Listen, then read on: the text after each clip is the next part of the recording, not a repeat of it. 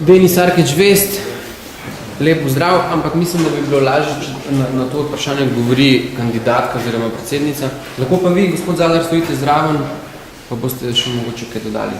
Zanima me, koliko ste vi, današnji kandidati v liberalni demokraciji, kompatibilni po volitvah z zdaj najmočnejšo stranko in tudi vladajočo stranko SDS. Z SDS? Z SDS. Težko smo kompatibilni, zato se ne zavzemamo za sodelovanje z SDS, zato dajemo na prvo mesto sodelovanje z SD in za res in v kakšnih drugih povezavah sploh ne razmišljamo. Tudi če vas nekako po relativni zmagi SDS zaprosi, vljudno mora biti celo Janez Janša stopi pred vas na kolena in zaprosi, da greste v koalicijo, ne greste v koalicijo. Kljub tej izredno izvirni prošnji bi rekli ne.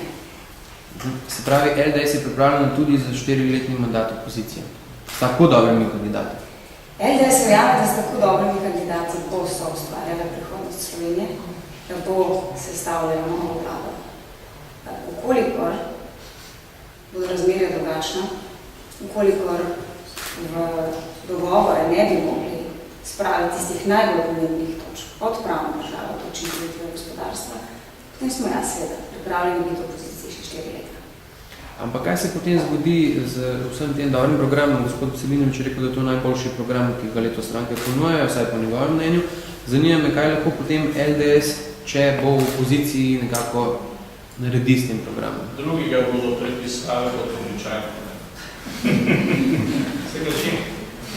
Gospod Školč govori z leti izkušenj, tako sem jih zaupala. Sicer pa bomo to, kar smo bili tudi do zdaj 4 leta, jasna, ostra in strokovna opozicija, ki bo poskušala preprečiti neumne in nestrokovne rešitve. Bi še eno vprašanje. Na spletu se je pojavil zdaj že drugi video, ki nekako napada konkretno vas osebno, gospa Kresalova. Pa me zdaj zanima, ali LDS, kaj si misli o temu, no? Nekako tudi vi osebno, pa bi mogoče gospod Zadar, ki je odgovoril, če se seveda tudi videl ta dva negativna videa, ne? Pa bo ne samo uvod, če smem Aleš. To pomeni samo eno, da nas zelo resno jemljajo, da smo postali zelo resni faktor na tem političnem podiju in da enako velja tudi samo. Sicer pa tega drugega videa nisem. Jaz tudi ne in temu nimam kaj dosti za dodati. Lahko rečem samo to, da LDS se prav gotovo ni šla in se ne bo šla nobene umazane kampanje, za razliko od nekaterih drugih stran. Gospod Zadar, jaz bi za vas še eno vprašanje, pa bi mogoče Katarina Kresal odgovorila za vami. V zadnjih dneh in tudi v zadnjih letih se je veliko govorilo, da je aktualna vlada oziroma vladajoča koalicija razmontirala pravno državo.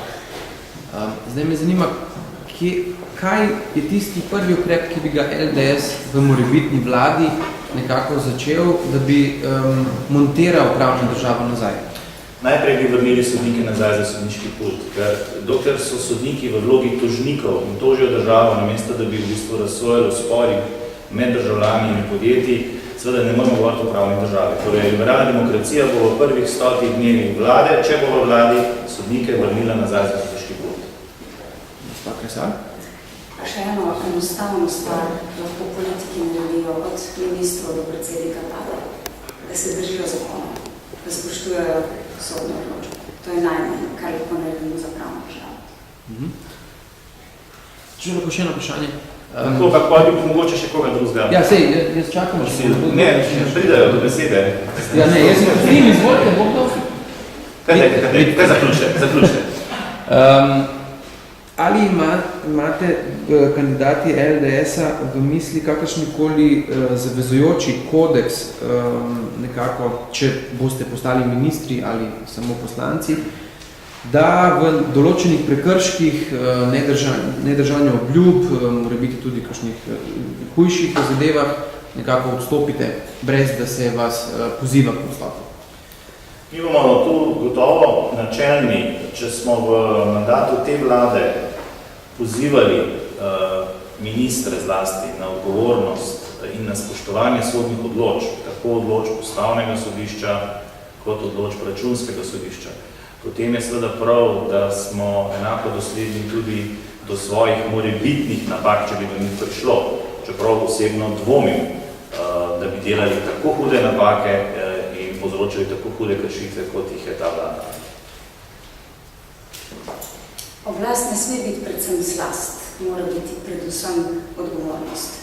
In del odgovornosti je tudi to, da znaš povedati, kdaj si naredil napako in da znaš za to prevzeti določeno težo bremena. Dobro, še kakšno vprašanje?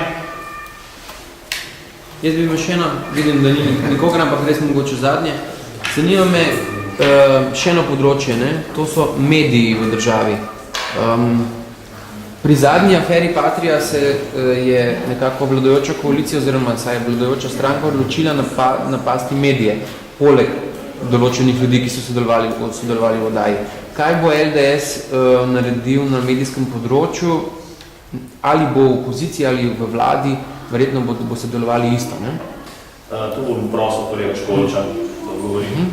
Mi si pri tej seji, ki zdaj teče, predvsem prizadevamo, da bi tekla diskusija o poslu, o ozadjih posla, ne pa o oddaji finske televizije. Mislimo, da je povsem nedostojno, da parlament razpravlja in se opredeljuje o posameznih novinarskih prispevkih glede uvoda v to vprašanje. Glede medijske zakonodaje pa je potrebno brez pridržka obljubiti, da je potrebno določene stvari spremeniti in predvsem je ključ zakon o javni RTV Sloveniji in vzpostavitev javnega servisa, javne RTV je zagotovo ključ do tega, da lahko tudi drugi novinarji, bom rekel, svoje delo opravljajo z potrebno avtonomijo in s potrebnimi garancijami, koliko jih pač mora zakon dati. Nedopustno je, da se recimo medije obravnava kot neke vrste vladne brezplačnike, preko katerih se obračunava z svojimi nastopniki. Lahko pričakujete spremembe zakonodaje na tem področju, pot do teh sprememb pa to nas je, bom rekel, pa le vse skupaj izučilo pa pelje preko sodelovanja z ljudmi, ki se na to spoznajo. Ta razprava ne more biti upravljena znotraj političnih, samo znotraj političnih strank, ki to naredijo, ampak skupaj z novinarskimi poklicnimi združenimi, interesnimi združenimi in katedrami. Ko sem sam vodil enega od teh zakonov, so te rešitve presojali tudi zunanji evropski recenzenti. Pa še zmeraj so bile težave. Zdaj pa še en lep nasmeh in v volilno zmago, pravite, ne?